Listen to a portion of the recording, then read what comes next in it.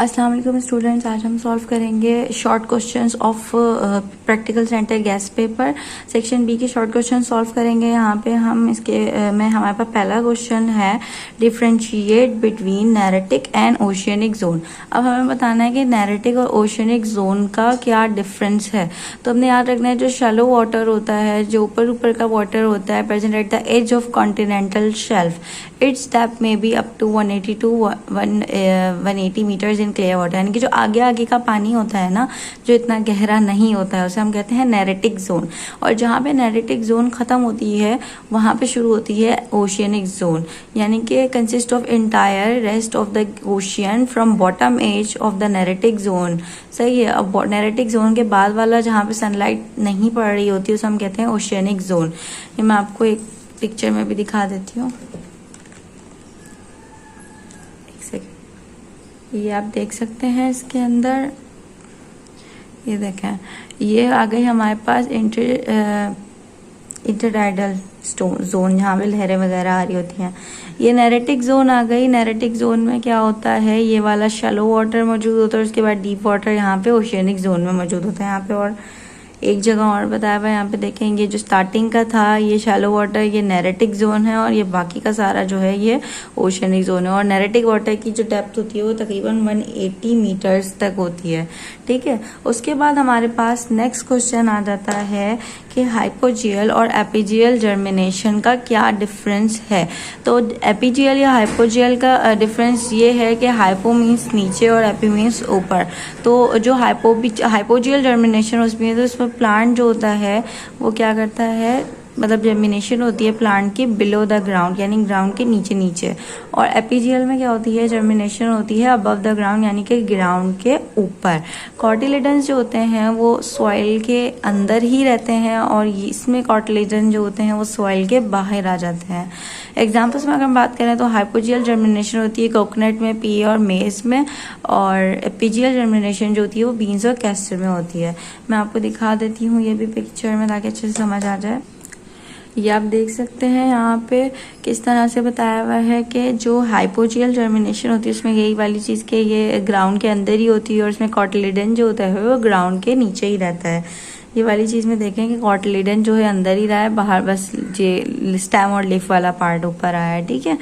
तो इसके बाद अगर हम एपिजियल जर्मिनेशन की बात करें, जबकि एपिजियल जर्मिनेशन जो होती है उसके अंदर क्या होता है कि above the ground germination start होती है। आप देख सकते हैं कि ग्राउंड के ऊपर से स्टार्ट हो रही है। कॉटिलेडन जो होता है वो सॉइल के बाहर तक आ जाता है। ये रहा कॉटिलेडन।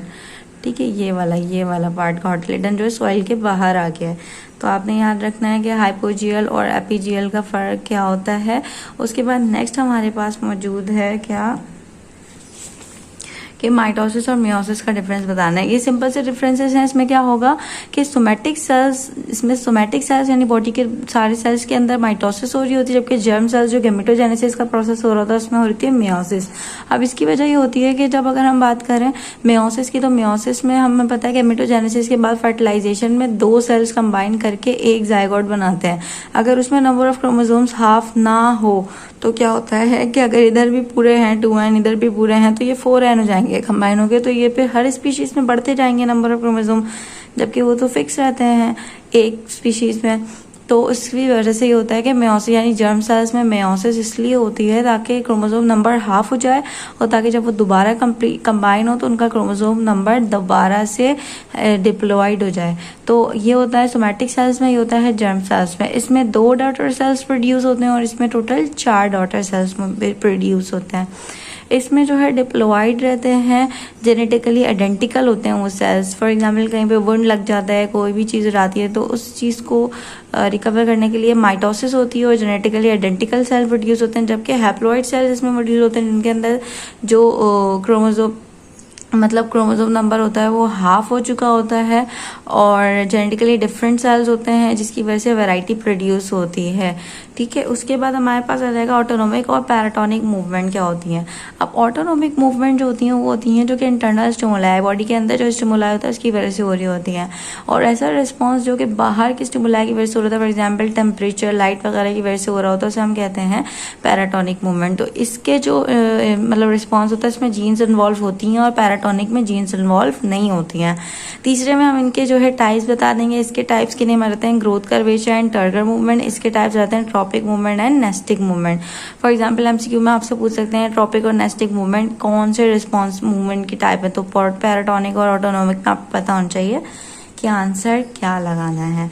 उसके बाद कह रहे हैं ग्राफिकली एक्सप्रेस करना है कि केमिकल कंपोजिशन क्या होती है डीएनए और क्रोमोसोम्स की। तो हमें पता होना चाहिए क्रोमोसोम्स के 3 पार्ट्स होते हैं, एक डीएनए मौजूद होता है, उसमें प्रोटीन मौजूद होता है और आरएनए मौजूद होता है। सबसे ज़्यादा प्रोटीन मौजूद होता है 50 to 65%, 30 to 40% डीएनए मौजूद होता है और आरएनए 1 to 10% मौजूद होता है। अगर आप परसेंटेज रेशियो लिखें तो बेहतरीन है, ना लिखें तो भी कोई इतना मसला नहीं है। उसके अलावा डीएनए में भी जो है बहुत सारे न्यूक्लियोटाइड्स मिलकर डीएनए बना रहे होते हैं। इन न्यूक्लियोटाइड्स के अंदर होता क्या क्या है, एक न्यूक्लियोटाइड के अंदर फॉस्फोरिक एसिड मौजूद होता है, डीऑक्सीराइबोस शुगर मौजूद होती है और नाइट्रोजनस बेसिस मौजूद होती हैं। और कितने तरह की नाइट्रोजनस बेसिस मौजूद होती हैं डीएनए के अंदर, एक एडेनिन, एक गुआनिन और एक साइटोसिन एंड थाइमिन, 4 बेसिस मौजूद होती हैं।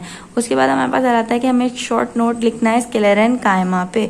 स्क्लेरेनकाइमा जो होता है वो डेड टिश्यूज होते हैं, सपोर्टिंग टिश्यूज होते हैं। अब इनका जो है ये यूनिफॉर्मली थिक होते हैं बहुत ज़्यादा और लिग्निफाइड होते हैं। सेकेंडरीली इनकी जो सेकेंडरी वॉल्स होती हैं वो थिक और यूनिफॉर्मली मतलब बहुत ज़्यादा हैवी होती हैं। लिग्निफाइड उनमें बहुत ज़्यादा लिग्निन मौजूद होता है।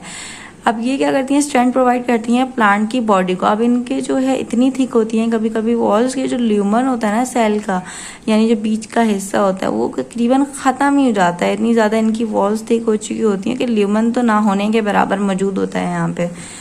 उसके बाद हम यहाँ पे जो है वीडियो का पार्ट 1 एंड कर देते हैं। पार्ट 2 में हम बाकी के शॉर्ट क्वेश्चंस डिस्कस करेंगे। अगर आपको कुछ भी समझ में नहीं आया हो तो आप पूछ सकते हैं। Thank you.